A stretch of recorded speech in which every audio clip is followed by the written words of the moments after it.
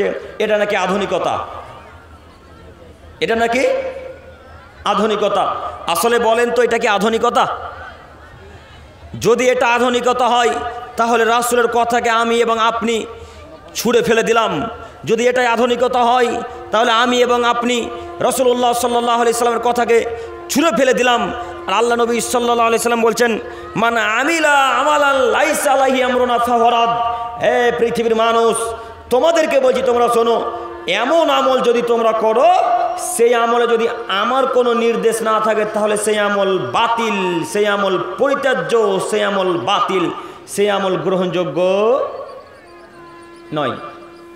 আপনার হুজুরকে বলছি, ইসলাম আধুনিকতায় কথা ঠিক, তবে ইবাদতের মধ্যে নতুন কোনো কিছু আপনি প্রবেশ করাতে পারবেন না, কখনোই পারবেন না, এক সেকেন্ডের জন্য পারবেন না। আরও আপনাকে দেখাচ্ছি, দেখুন, আপনাদের এদিকে হয় কিনা বলতে পারবো না, জানাজার সলাতের পর হাত তুলে মোনাজাত হয়? আপনাদের দিকে হয় না? আলহামদুলিল্লাহ, আমাদের দিকে হয়। আমরা হানাফি এলাকাতে বসবাস করি, আমরা হানাফি এলাকাতে বসবাস করি। আপনাকে একটা টেকনিক দেখাচ্ছি, দেখুন, হুজুরের নিনজা টেকনিক। কি টেকনিক বললাম? নিনজা টেকনিক, খুব দামি টেকনিক। কত বুদ্ধি খাটিয়ে যে কলা কৌশলটা বের করেছে, আধুনিকতা বের করেছে, তা আমিও বুঝতে পারি না। আগে দোয়া হতো কখন বলেন তো দেখি? মাটি দেওয়ার পর। তার মানে আপনারা করেছেন না? হ্যাঁ, বলতে পারছে। আগে দোয়া হতো কখন? কাফন দাফন করে মাটি দেওয়ার পর সবাই মিলে একত্রিত দোয়া করতো, তাই না? তো হুজুর বলছে, যার পিতা মারা গেছে বা মাতা মারা গেছে, তাকে বলছে, শোনো, মাটি দেওয়ার পর তো মানুষ এখন থাকে না গো, মাটি দেওয়ার পর তো সবাই নিজ নিজ কাজে, নিজ নিজ গৃহে চলে যাচ্ছে। তো একটা কাজ করো, তুমি যেমনই জানাজার সলাৎ শেষ হবে তখনই বলে দাও, আপনারা জানাজার লাইন ভাঙবেন না, এখানেই দোয়া হবে। হুজুরের নিনজা টেকনিক দেখছেন কত সুন্দর।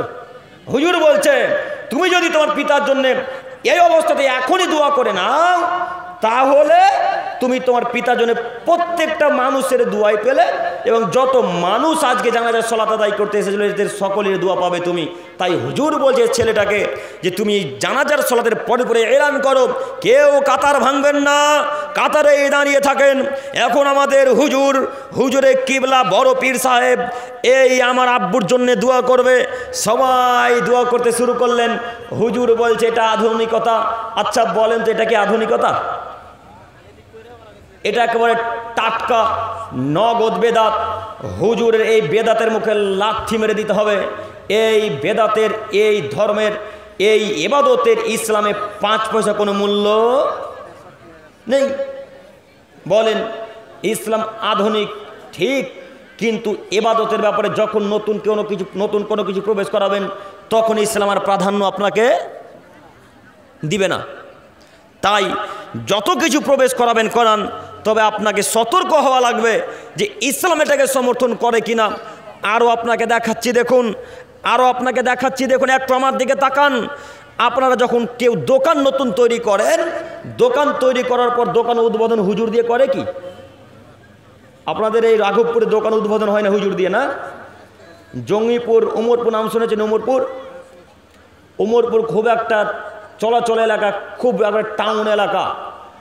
যত প্রকারের বাস, অনেক বাস ওখানে থামে। ওই কলকাতা, সিউড়ি, শিলিগুড়ি ওই লাইন দিয়ে বাস যায়।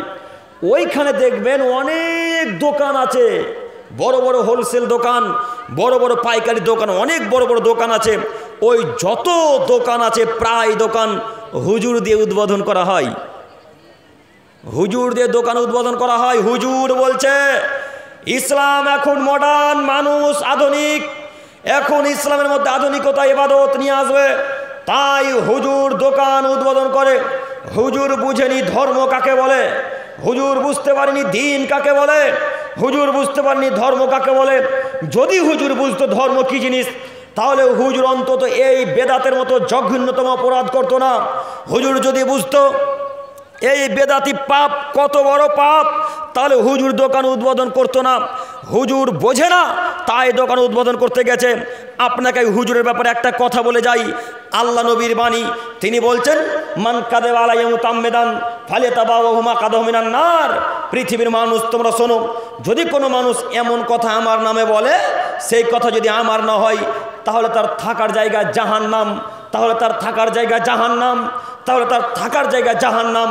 হুজুর বলছে দোকান উদ্বোধন করা যাবে, হাদিসে আছে। হুজুর বলছে বাড়ির ভিট উদ্বোধন করা যাবে। ভিট বোঝেন কি? ওই নতুন যখন বাড়ি তৈরি করবেন তখন ওই একটা কোদালে কোপ মারবে, তাও নাকি হুজুর। প্রথমে মশলা দিবে, তাও নাকি হুজুর। ওই বাড়ি যখন তৈরি করবে ভিত কাটবে, ভিত যখন ঢালাই দেয়, ওই কি ঢালাই বলে ওটাকে গো? বিম ঢালাই, টাইবিং ঢালাই। টাইবিং যখন ঢালাই দেয় তখন হুজুর নিয়ে এসে আগে ফাতেহা করা হয়। ফাতেহা বুঝেন কি আপনারা? ফাতেহা বোঝেন?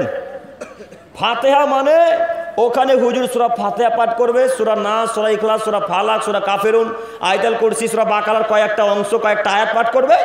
তারপরে কিছু আয়াত লিখবে কাগজে, কিছু দোয়া লিখে ওই মশলার সাথে ভিতে ওই আয়াতকে রেখে দিবে। এটা নাকি আধুনিকতা, এটা নাকি আধুনিকতা। আচ্ছা, মানুষের বিদ্যা তো নাই, কথা জানি, বুদ্ধিও কি নাই? মানুষের বিদ্যা তো নাই, কথা জানি, বুদ্ধিও কি নাই? আরে কোরআন মাজিদের আয়াত ভিত কি করতে পারে? কি কোরআন মাজিদের আয়াত ভিতকে শক্ত করতে পারবে? কথা বলে না এরা। কোরআন মাজিদের আয়াত ভিত শক্ত করতে পারে? বাড়ি তৈরি করার আগে কাকে বলবেন? আল্লাহকে বলেন, আল্লাহ বাড়ি তৈরি করছি সঠিকভাবে যেন বাড়ি তৈরি করতে পারি। আল্লাহ আমার বাড়িকে তুমি সঠিকভাবে তৈরি করো, আমাকে তৌফিক দান করো। এই দোয়া কাকে বলা লাগবে? আল্লাহকে। আপনি হুজুর কেন নিয়ে এসে উদ্বোধন করলেন? কেন কোরআন মাজিদের আয়াত পড়ে কাগজে লিখে ওই টাইপিংয়ে ঢালা হলো? এটাই বেদাত, এটা আধুনিকতা নয়, এটাই বেদাত। হুজুরের অবস্থা কত কঠিন আপনাকে আমি কি দিয়ে বুঝাই? হুজুরের অবস্থা কত কঠিন আপনাকে আমি কি দিয়ে বুঝাই? ও হুজুর আপনাকে বলি, ও হুজুর আপনাকে বলি, 12-13 বছর মাদ্রাসায় পড়ে কি করলেন? ওই টাইপিংয়ে কোরআন মাজিদের আয়াত লেখার জন্য 12 বছর মাদ্রাসায় পড়লেন? হ্যাঁ, টাইপিং ঢালাই কোরআন মাজিদের আয়াত লিখে দেওয়ার জন্য, তাবিজ লিখে দেওয়ার জন্য মাদ্রাসায় পড়লেন? কি জাতির উপকার করলেন? আপনাকে বলে যাচ্ছি হুজুর, আপনার অবস্থা অতীব কঠিন, আপনার অবস্থা অতীব জটিল, আপনার অবস্থা অতীব কঠিন। আপনাকে আমি বোঝাতে অক্ষম। আপনি বলছেন টাইপিং ঢালাই করা নাকি সুন্নাত? টাইপিং ঢালাই করার আগে যদি কেউ ফাতিহা করে তাহলে এটা সুন্নাত। বাড়ি তৈরি করার আগে, ঢুকার আগে কেউ যদি প্রবেশ করার আগে যদি কোরআন তেলাওয়াত করে, হাফেজ দিয়ে বা আলেম ওলামা কেরাম দিয়ে যদি বাড়ি উদ্বোধন করার আগে কোরআন তেলাওয়াত করে, সেদিন সারাদিন আলেম ওলামা কেরামগণ খাবে, হাফেজগণ খাবে, ইমাম সাহেবগণ খাবে, গ্রামে যত সর্দার মোড়ল সবাই আছে তারা সবাই খাবে। এরা নাকি কোরআনে আছে, লেনেবেন? এটাও নাকি কোরআনে আছে। ওই যখন নতুন গাড়ি কিনে কেউ, তখন আপনাদের দিকে ফাতিহা করে? ফাতিহা করে না। ওই ফাতিহার একটা নমুনা আপনাকে দেখাচ্ছি।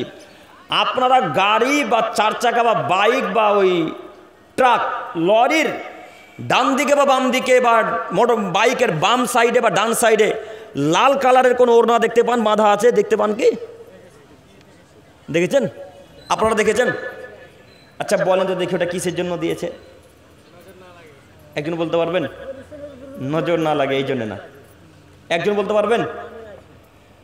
আপনাদেরকে আমি বলছি, দেখুন ওই যে একটা চাদর লাল টাইপের বা ব্লু টাইপের একটা চাদর এতটুকু বাঁধা থাকে, ওইটা পীর সাহেবের কবরের উপরে যে চাদরটা ছিল, যে চাদরটা পাড়া ছিল, ওই চাদরের কিছু অংশ কেটে দিয়েছে। কিসের জন্য বলেন তো দেখি? হ্যাঁ ঠিক, জাযাকাল্লাহু খাইরান। হুজুর বলেছে এই চাদর যতদিন তোমার গাড়িতে থাকবে ততদিন পর্যন্ত অ্যাক্সিডেন্ট হবে না। লেনেবেন? এখন কি করবেন? হুজুর বলেছে এই চাদর যদি বাড়িতে খাটের উপরে বেঁধে রাখো তাহলে বাড়িতে কোনো জিন ঢুকতে পারবে না। তারপরের দিন দেখা যাচ্ছে ওর স্ত্রীকে জিনে ধরেছে। জি, এখন কি করবেন? এটাই নাকি আধুনিক? হুজুর নাকি আধুনিক? হুজুর নাকি ডিজিটাল? হুজুর টাকার জন্য সব করতে পারে। হুজুর টাকার জন্য শিরকও করতে পারে, হুজুর টাকার জন্য বেদাতও করতে পারে।